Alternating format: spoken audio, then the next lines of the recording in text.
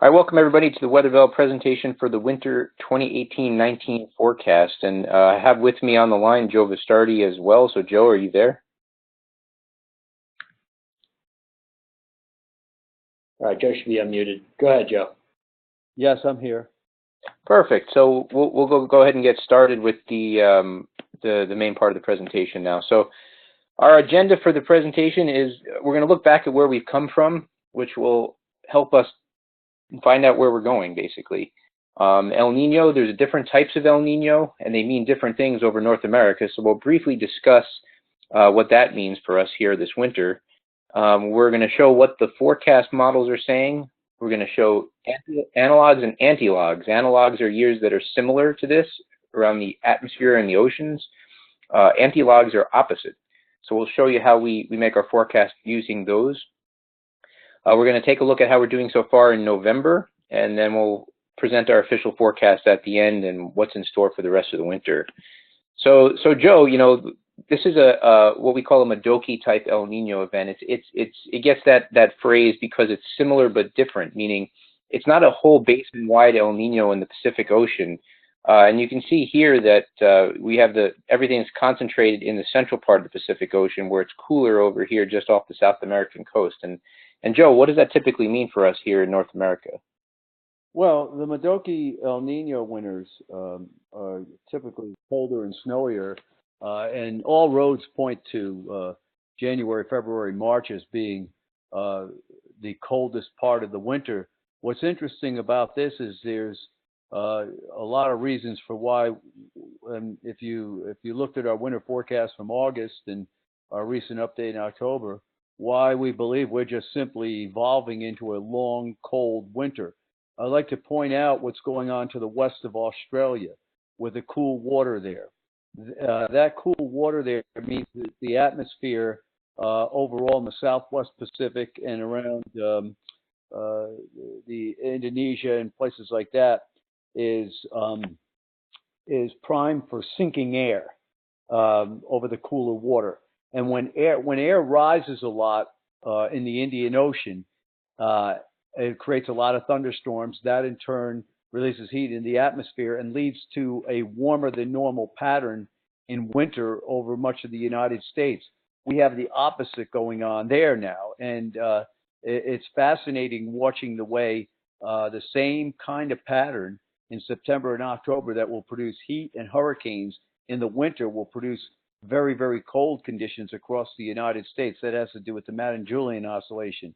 Another thing that sticks out like a sore thumb, and this is something we identified back in the winter of 13-14 for why we went out with a very cold winter there, is what's in the Northeast Pacific, that bubble of warm water there. What that does is that continually adds extra water vapor into the atmosphere, and water vapor, very, very low temperatures are more sensitive to high amounts of water vapor. Now, when that happens, what happens is you get from the low levels all the way up to the mid and upper levels of the atmosphere over the Arctic.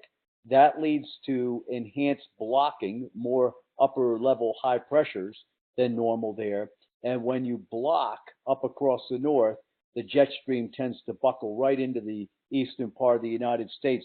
So that there are a lot of very favorable things here lining up. One of these things, if you just had the warm water there, that's good enough to argue for a lot of cold during the winter. The Modoki being where it is, that's a good reason. The cold water west of Australia is a good reason. But all three together in tandem means that you can literally line the slots up for cold and snow for the entire winter all the way into March and April this year. So that's what's on the table. This winter could turn out to be a special winter for the United States, especially in the eastern and southern part of the United States. And so, Joe, one of the things you talked about here is El Nino, and one of the traditional ways of El Nino that we measure it is by the Southern Oscillation Index. And what we've done here at WeatherBell is, Joe, you've been the lead guy on this, is a traditional measure of the pressure differences between Darwin, Australia, and Tahiti. And what we do is we take a look at what happened in previous winters and compare that to what happens for the next winter. So, Joe, what did we observe in 2018 here? We observed a tremendous drop in February of this index. Yeah, and that happened in the previous Modoki El Niños, 2002, 2006, 2009, 2014.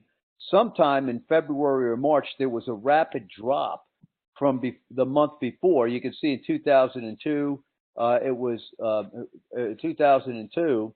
It was from February to March. 2006, more than 10 was January and February. 2009, could you go back? Yeah, 2009, it occurred a little bit later. And 2014, it occurred in both months. What's fascinating is that the two times that it occurred earlier in February, those Decembers turned out warm. All these winters turned out very cold, centered in February. All of them did.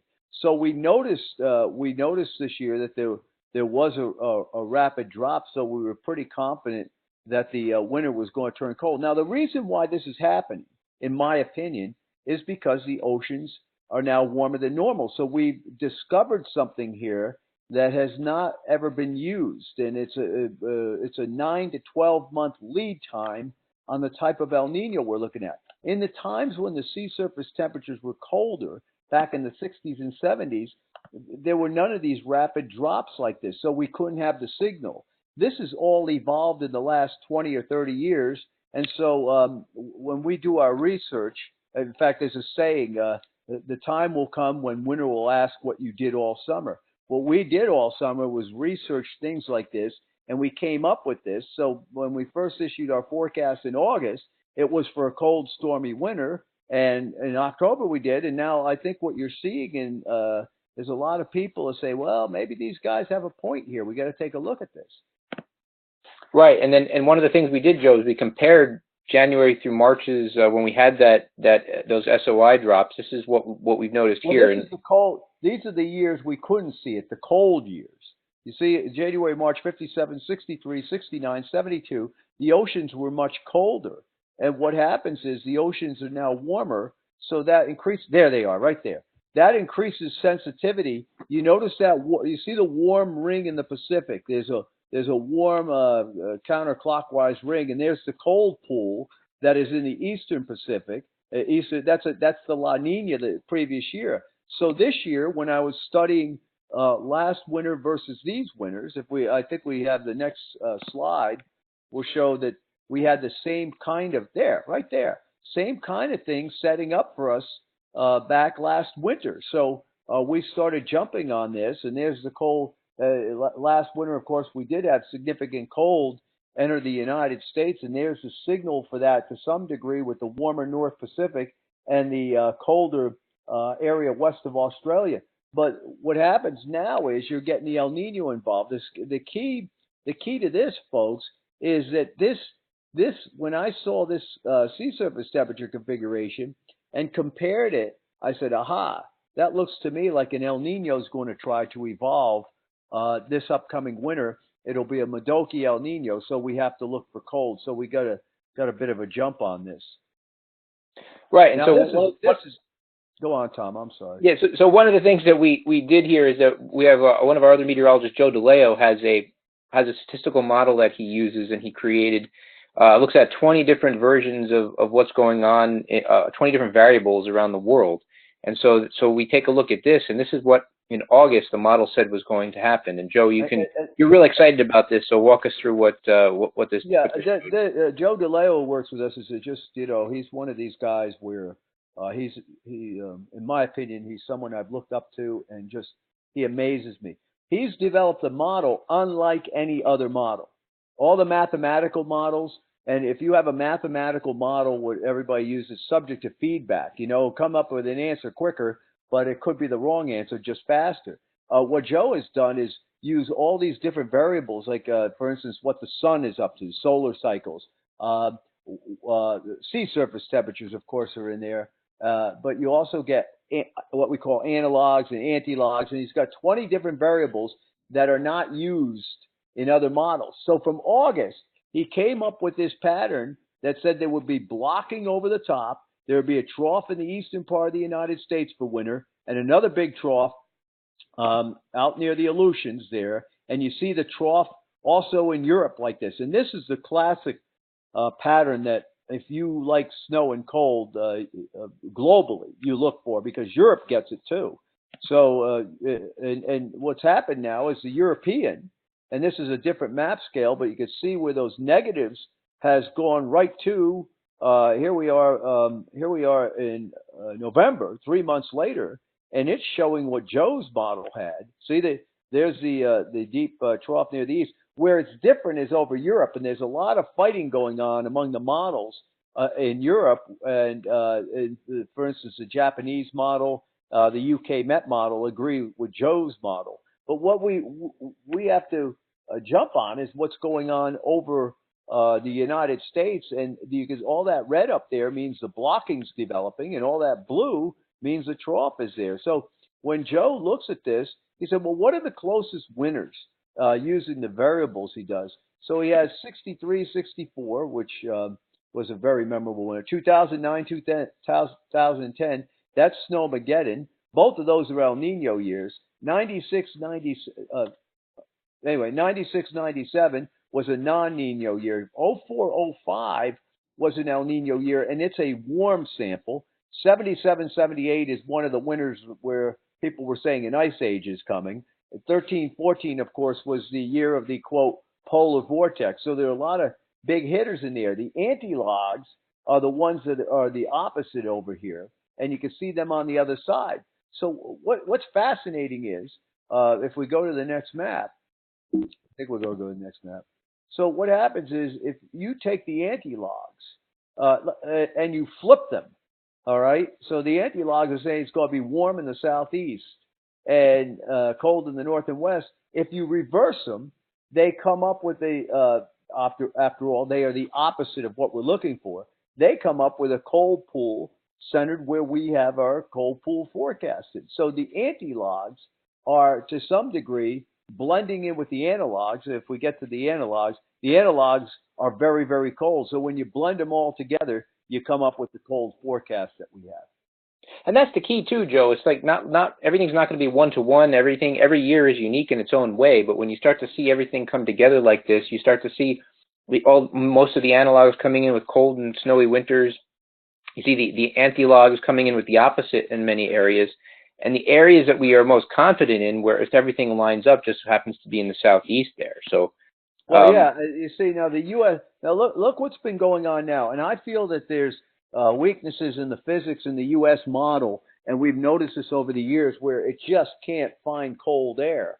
And for those of you who look at what natural gas is doing, it just got caught completely off guard. Here's the November 2018 forecast. Now we thought it would be colder than what we actually went out with, but we said, well, what we want to do is, with everybody thinking it's going to be so darn warm that we're having barbecues on Thanksgiving Day, we decided that, okay, we'll blend the November temperatures a little bit and we'll have it cool, but not as cold as it is. Still, we're a step ahead. But once we get to the winter, the core of winter, which is evolving, this is what we've come up with. And this would be the coldest, stormiest winter since the Great Snowmageddon winter. This would even probably beat 13, 14, because you remember, in December, we're predicting a cold December in the eastern part of the United States. It actually warmed up for a while in December. The last week of the month, I think it hit 73 or 74 in New York City a couple days before New Year's 2013. So we have a significant and major cold winter forecasted. This is our latest forecast, but it's not that different. And this is where you use us to really get a jump. Because back in August, and I don't know if we have the August forecast up there, but it was very similar to this. So we've been seeing this for quite some time, and with modeling, trying to come toward it, it means that our confidence level is growing. And one of those things that's key, Joe, is our confidence level. There's certain years where we've got a lot of questions going on. We've got debates among the three meteorologists on the operational end. We've got debates among climate models. We've got debates among the pioneer years and the analogs and the antilogs. This year, everything is kind of lining up in one direction. So our confidence is much higher in this year's forecast than say some of the other ones like last year, which showed a little bit of mixed signals. So that's one of the things that we can relay here on this conversation in this outlet here, our confidence is much higher this year than in some past years. Yeah, well, the thing is, it says that unto all good there must be opposition. So we have that CFSV2, the U.S. model, which has been very, very warm. And so what it does is we say, okay, well, let's just keep researching and researching and researching. And if you know, let's say the model, we view the model as our opponent. If you know its strengths and its weaknesses, if you can refute its weaknesses, it'll help you figure it out. In other words, if you understand its bias, it gives you more confidence in your own forecast. And the snowfall, what this means is this. For instance, in New York City, looks like I got about 140% of normal. New York averages 25, so I think that would be about 35 inches of snow forecasted in New York City, which would be significantly above normal. And already, basically, what you're seeing now is sort of a prelude to the winter, where I mean it's snowed all the way into Louisiana with this storm that we have right now, and because the normal amounts of snow are higher here, it takes more to get it well above normal, and the normal amounts are lower here. But in the South, I'm expecting more than the normal amount of chances for storms and cold weather. So propane interest in the southern part of the United States, I expect a big year down there. And one of the things with snow is that it's not just, it's very important because it provides a feedback mechanism. So if there's snow on the ground, the nights tend to get colder, the daytimes don't tend to warm up as much. And it has, especially as you go farther and farther south, the normals are not used to that. You don't usually have snow that far south. So when you do have snow on the ground, that means those afternoon temperatures will be much colder, those nighttime temperatures will be much colder, and of course more energy will be used disproportionately to the same type of pattern. So if you have snow on the ground, you may get an extra 5 degrees, 5 heating degree days, for instance, on the day that compared to the same type of day that you don't have snow on the ground. So that's really key there in terms of giving a little bit extra momentum push. And we want to kind of evaluate. Joe referenced this earlier as to where we are now, and we showed that model from the U.S. climate model for November a little bit earlier because that was starkly different. And so this was our forecast, and Joe alluded to this. We had a cold forecast for much of the central U.S. with warm coasts. And so far for the first half of November, this is what we've seen. So we've seen much colder than expected temperatures in the northern plains and especially down into Texas. Joe alluded to snowstorm in Louisiana. Houston saw some flakes. And then across both coasts, we have that kind of that warm patch. So we did see in November that all of our tools were lining up to this type of pattern with warmth on the coast and cold in the middle. And the debate among the forecast team here was, how warm will this warm spell get next week? So we're going to have we're having a cold, snowy pattern right now, especially compared to what time of the year it is. We'll see a backing off of that next week. And the debate among the forecast team was how warm that would get. Will that be enough, like we've seen in recent winters, to turn 21 days of below normal temperatures, a month with 21 days of below normal temperatures and 7 days of very warm temperatures? We saw that in the past where the entire month wound up being warm just because of those 7 warm days completely outweighed the 21 cold days. And so that provided a kind of a discussion amongst us, and we acted as kind of a group, put our heads together and came up with that consensus forecast. And Joe, I think that right now, when we start to see the pattern like this lining up exactly with what we had envisioned, we'll get more confidence, and that's what we've been seeing recently in this November period. Yeah, I think it's going according to pretty much going according to plan. We had a colder November. We first put out a November forecast back in August. That's when we first put it out. We sort of backed off a little bit there at the end, but the fact is that the cold is showing up, and as the seasonal jet continues to increase and the pattern evolves, I'm pretty confident that we're going to be in good shape with this forecast that we've got for you. Right, and so moving through the individual months, we talked about it earlier with some of the analogs that we've seen show very cold Decembers, and this is kind of where we start to see that pattern evolve, where we have warmer temperatures in Western Canada, Pacific Northwest, colder temperatures to the east. Really depends on, we're going to see some variability in December until the winter pattern shakes out. It's not one, it's an evolution. It's not just, okay, all of a sudden we get cold and it stays cold for 90 days.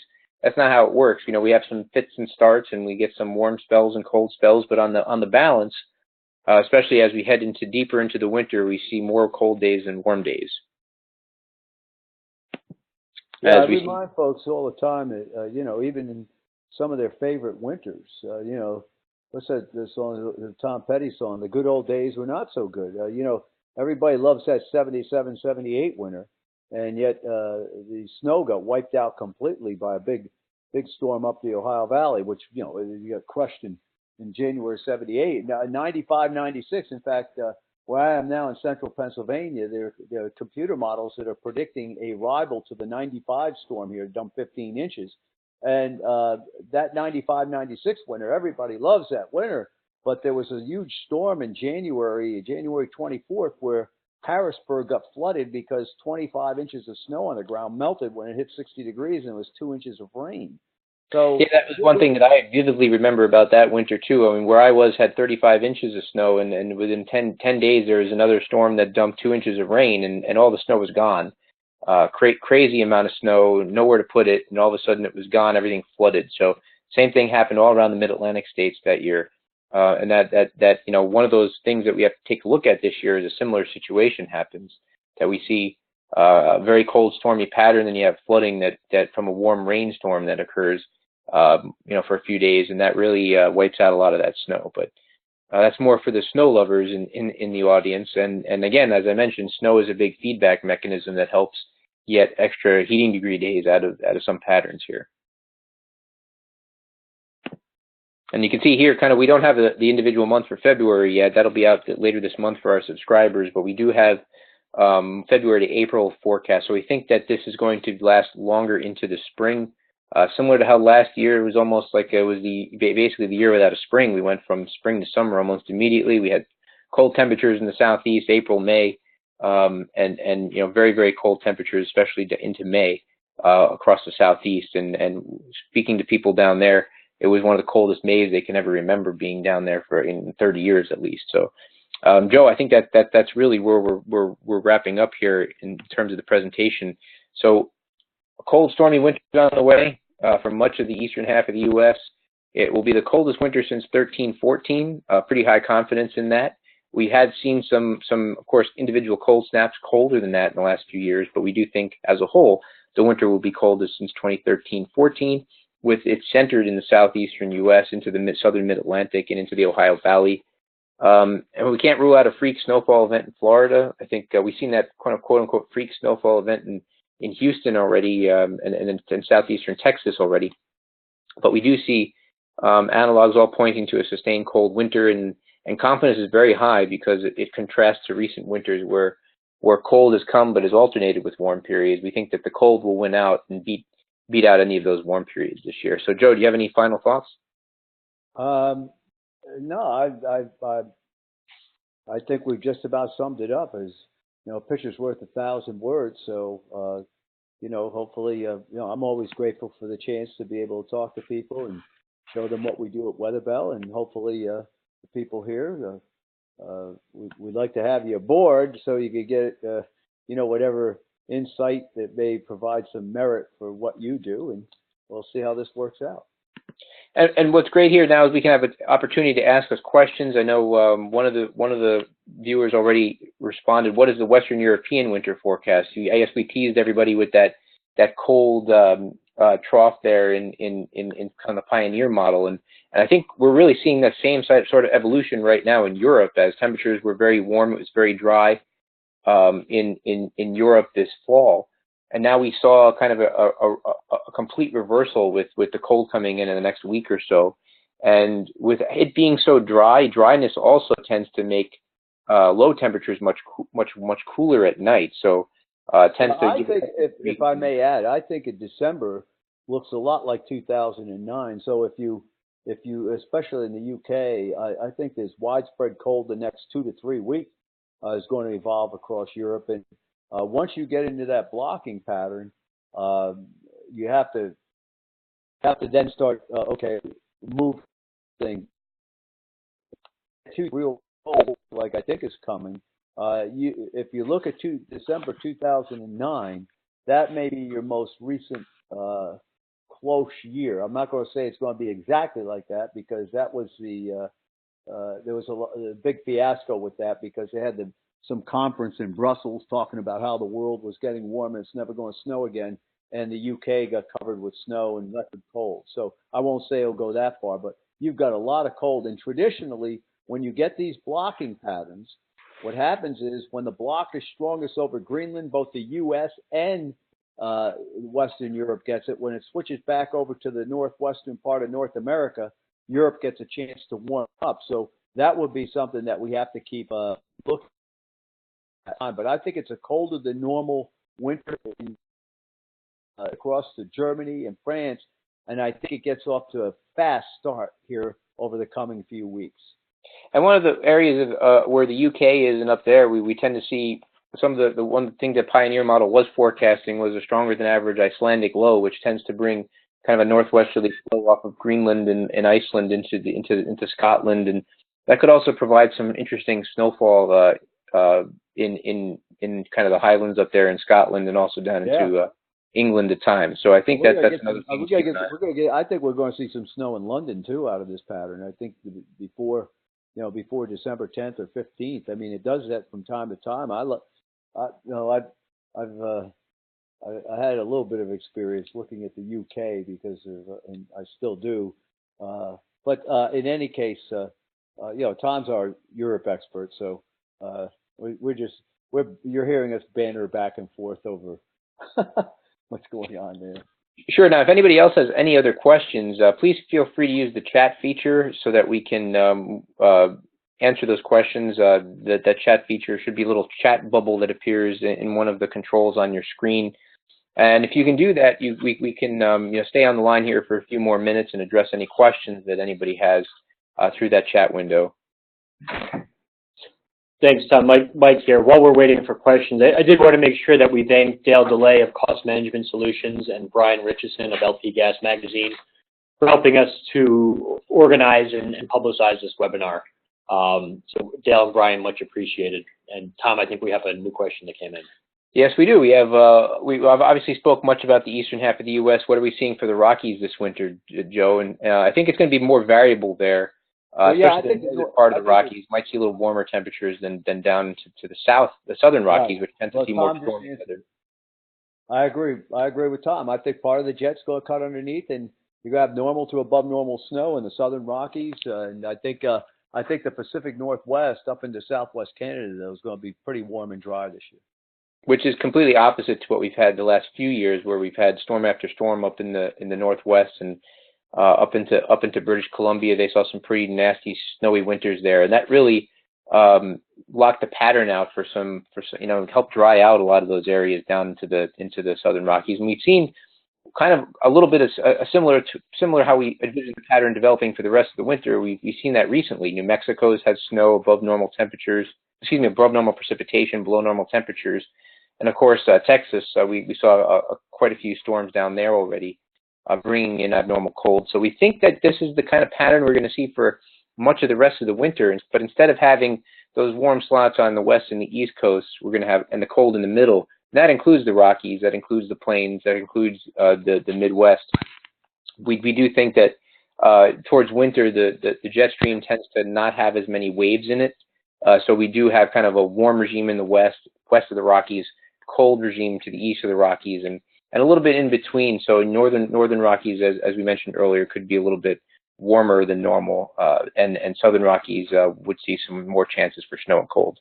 Yeah, you're going to see the jet start cutting through Southern California next week and put an end to that wildfire season out there. Start getting some rain out there. So, and that'll be something to watch during the winter. Things that come in at Los Angeles and 3 days later are impacting the eastern part of the United States. Right, and especially this happens during El Niños, but this type of El Niño tends to be drier in Southern California. So a lot of times, if anybody's out there interested in California, that tends to bring, typically here El Niño bring wet conditions to Southern California, but in these types of on the outset, we talked about Modoki El Niños, warm in the central Pacific, cooler in the eastern Pacific. That tends to bring drier conditions to much of California. So unfortunately for all the wildfires and all the what's going on out there now, we won't tend to see those welcome showers, and we see more chances of drier conditions like we saw last winter. I do want to add and not to get into a fight with Tom over this. I talk with some people who on the West Coast sometimes, and they're concerned that this ridge could get so far northwest in Canada that would allow more than the normal amount of systems to come in to Southern California. For instance, the 77, 78 El Nino was a Modoki El Nino, and you had a lot of things that were coming through. Again, I'm worried about that southern stream I just mentioned breaking through enough for even sometimes looking back in New Mexico and Arizona and wonder if we're going to be colder than normal out there too. I guess a point of disagreement might be on California precipitation, Southern Cal, and I know there's a lot of eyes on that. I'm uncertain. I was just trying to cover another basis in talking. One of my friends is a meteorologist, just retired from another company, a good friend of mine, and we were talking about California, and that's where his expertise is. He's very worried that that big upper low that is in the Pacific is going to send pieces down southeastward that are going to try to cut through in there over the next week and the following week. You're already going to see some of that going on down there. And the question is, does it keep sustaining itself through the winter? And that Tom has more expertise on it. Right, and as we go further into the winter, you're going to hear if we see any persistent pattern like that, you're going to hear in the media the Pineapple Express is hitting the West Coast. So that's usually the buzz term that happens around El Niños in this time. So wouldn't be surprised to see that. We do have another question that came in. What direction of the line do you see, and does it cut through Minnesota, Wisconsin, and Illinois, or is it going to be further to the east? Do you see that line coming from the north, or do you see it coming through farther to the west into North Dakota, South Dakota? I assume you're meaning whether that below normal zero line, how far warm does it get? If there's any variability in our forecast here in terms of confidence. I think at times, I think earlier in the winter we'll see definitely more of cold temperatures favoring the plains, and as we march through the winter, it'll more favor areas farther to the east. So that will be that pivot point of the cold, and the snow would be in the Illinois area as we head deeper into the winter, I think, Joe. Well, again, the Pioneer model, we're not fully. I mean, the Pioneer model is severely cold. I mean, it's looks like 77, 70. When I looked at what the temperatures Joe has on that, the thing is, when we give you a forecast like this, to sit there a few months away and try to pinpoint a -5 against a sentiment that says it's going to be a warm winter is, this is a very, very bold forecast. And in that, when we're looking at areas of uncertainty, if we just decided, well, let's just use our model that Joe DeLeo's come up with, it is quite a bit colder up there in the northwest, in the northern plains. But for me here, when you understand that there is conventional wisdom out there, and they may be right. I don't know. There's a lot of talk of a very warm winter. In October, we put out this other forecast. I would tell my wife, for instance, since August, hey, I think we got a big, cold, snowy winter coming. And she goes, I thought you said the winter was going to be cold, because apparently there was something grabbing headlines about how warm the winter's going to be. So what I'm saying to you folks up there in the northern plains is that is a bold forecast right now. That normal, given the sentiment that it could be very warm up there, given the models right now, the U.S. generated models in the winter are very warm in that part of the United States. And a lot of times what I'm trying to do, and what we're trying to do here at WeatherBell, is we're trying to get you a step ahead of everything else. It's not every day you could come out and just throw a 100-yard bomb down the field every single play. But there are ways of getting you ahead. So if the winter turns colder, like let's say this Pioneer model has, if we just because we don't just the Pioneer model is just part of what we do. There's a bunch of other things, input from Tom, input from me. So we come up with this, and we understand that the uncertainty in that area could be quite great because, after all, there's models, especially the U.S. generated CFSV2, is basically predicting a non-winter up there. So I think that I wouldn't be at all unhappy if it winds up colder than what we have, because of the fact that the sentiment is that it's going to be so warm. All right, thanks, Joe. And we'll hang on to the line a couple more minutes here. If anybody has any other questions, we'll be happy to address them. But in the meantime, one of the things too that sparked a thought in my head there, Joe, though, was when you have the different storms coming out, especially the Alberta clippers that come in, bring these Arctic air masses down, we do tend to see variability in where they come in from over the Dakotas or over Michigan. Some of the winters we tend to see some of the more memorable winters in the Northeast and New England may not be very memorable in Chicago, for instance. Right. Oh, yeah. And so it depends on where the Arctic attack comes through, and I think everybody's going to get their share of it this winter. When we do have those variability the variability in where those cold shots come down, when it does come further to the east occasionally, and they will, then we'll have a corresponding warm up in the Midwest, and that's why the numbers balance out the way they do. Because if we do have everything basically moving from west to east, if the colder air masses come in farther to the west, we'll see very sharp cold conditions in, say, the plains, and then we'll see it moderate as it comes eastward, when everybody gets broad scale cold. When Tom, very sharp shots come into, say, New England or Michigan, it tends to be really, really bitterly cold in New England and around the eastern Great Lakes, but it tends to be a little bit warmer in the plains. If I may add, this is why every day we do a 20-day outlook, and every week we do a monthly outlook, because, the weather's a movie. Too many times people walk in the middle of a snapshot and think, oh, what, this is this and this is that. So what we try to do, let's say you suspect, for instance, from on December 7th last year, we issued a forecast to our clients that said December 20th through January 10th would be the coldest period we've had since 1983.